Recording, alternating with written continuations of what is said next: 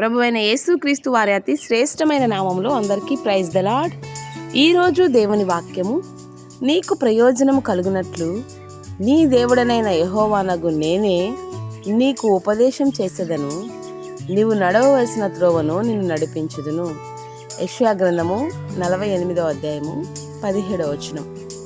అవునండి, అనేక సార్లు మనం ఎలా నడవాలి, ఏ మార్గం గుండా నడవాలి అని అనుమానంతో సంశయంతో ఉంటాం. అయితే ప్రభు సెలవిస్తున్నాడు, నీ మార్గము యెహోవాకు అప్పగింపుము అని రాయబడింది పరిశుద్ధ గ్రంథం.